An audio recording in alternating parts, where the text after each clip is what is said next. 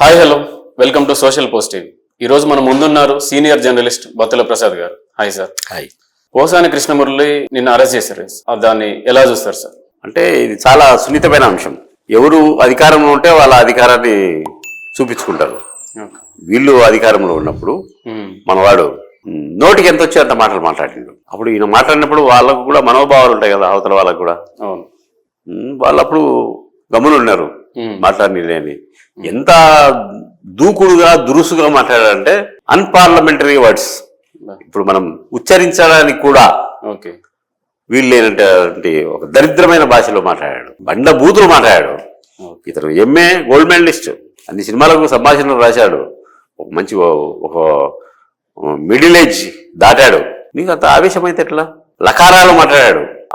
అసలే మసలే ఈ దూర్త లోకంలో అని మరి శ్రీశ్రీని కలిపాడు ఈయన బూతుకు. కలిపి ఎవరు పేరు పెట్టి చంద్రబాబు నాయుడును, వాళ్ళ కొడుకును, పవన్ కళ్యాణ్ను ఇష్టం వచ్చినట్టు మాట్లాడాడు. మరి తప్పు కదా అది మాట్లాడము. మనము వాళ్ళని సమర్థించడం లేదు, వీళ్ళని నిందించడం లేదు. జరిగిన పరిణామం. నువ్వు చదువుకున్న విద్యార్థికుడివి, నువ్వు సపోర్ట్ చేయి. నీ పార్టీకి నీకు అతను జగన్ అంటే నీకు ఇష్టమైతే నువ్వు సపోర్ట్ చేయి. వాళ్ళను ఒక భాష అంటూ ఉంటుంది కదా, వాళ్ళని విమర్శించు. ఇట్లా కాదు, ఇట్లా కాదు, ఇట్లా కాదు. ఎన్ని పదాలు ఉన్నాయి విమర్శించాలంటే? బూతులే మాట్లాడాలన్నా. అసలు చాలా దారుణమైన విషయం. ఇప్పుడు అరెస్ట్ అయిన కూడా ఎవరేం మాట్లాడడం లేదు. ఎందుకని మాట్లాడడం లేదు?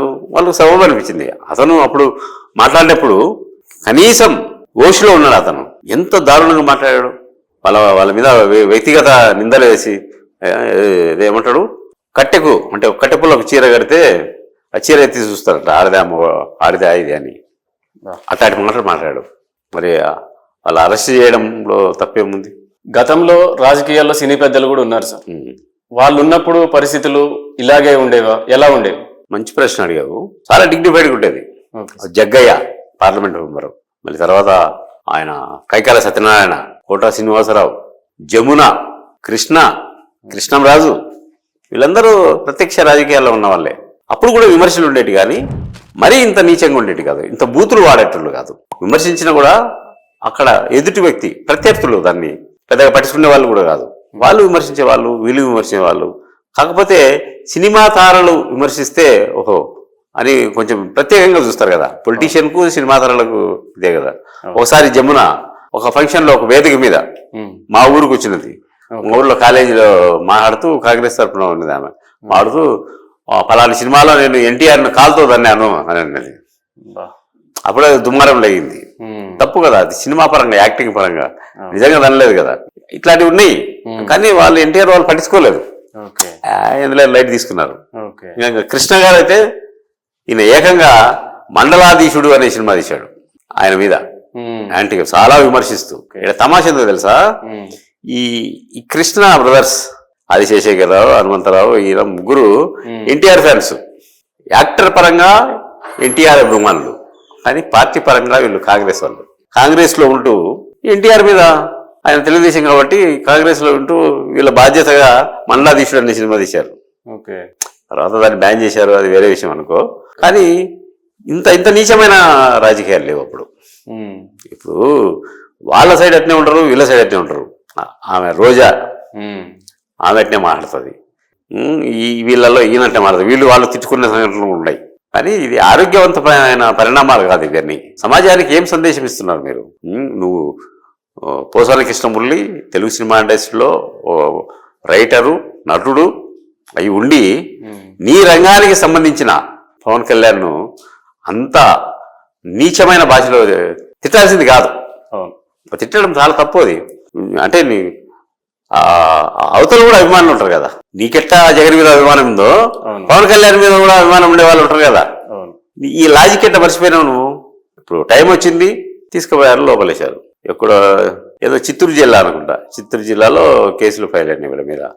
ఇది ఎప్పుడో ఒక 4 నెలల కిందట కేసు ఫైల్ అయినప్పటికీ ఇప్పుడు టైం వచ్చింది, తీసుకొని పోయారు.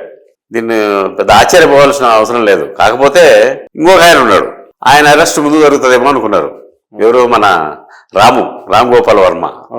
ఆయన కూడా ఆయన మీద కూడా రాష్ట్ర వ్యాప్తంగా చాలా కేసులు ఉన్నాయి. ఆయన కూడా ట్వీట్లు చేయడము, అంటే ఆయన ఇంత సభ్యంగా మాట్లాడలేదు కాబట్టి ఆయన నెక్స్ట్ ఆయనకే ఉంటది. ఈయన ఎక్కువ మాట్లాడాడు కదా, లా కొడుకులు ఈ కొడుకులు అని మాట్లాడాడు, లుచ్చ లపంగా అనేటటువంటి ఎన్ని పదాలు అవును. వాడాడు, ఆంబోతు ఇట్లాంటి పదాలని వాడాడు కదా. ఓకే. అందుకని ఫస్ట్ ప్రియారిటీ ఈయనకి ఇచ్చారు. ఎవరైనా అంతే, నువ్వైనంతే నేనంతే. అవును. నేను అధికారంలో ఉన్నప్పుడు నిన్నంట, నువ్వు అధికారంలో ఉన్నప్పుడు నన్ను అంటావు. కానీ ఈ అనారోగ్యకరమైన ఈ రాజకీయ పరిస్థితి, ఇలాంటి బూతు మాటలు గతంలో లేవు. మొత్తం సమాజం అంతా అప్డేట్ అవుతుంటే మీరెన్ని మురికి మాటలు మాట్లాడతారు? ఏమైనా ఇంగిత జ్ఞానం ఉందా? పోసాని కృష్ణమురళి అనే వ్యక్తికి ఏమాత్రం ఇంగిత జ్ఞానం ఉందా? నేను పెద్ద అది, నేను తోపు, అది ఇది అని చెప్పుకుంటాడు. ఆయన చదువుకున్న చదువుకు, మాట్లాడే భాషకు సంబంధమే లేదు. అంత దిగజారుడు తనం ఎందుకు? నీకు అభిమానం ఉంటే వేరే రకంగా నువ్వు పోయి చూపుకో అభిమానాన్ని. విమర్శించాలని వస్తే ఆరోగ్యకరంగా విమర్శించు.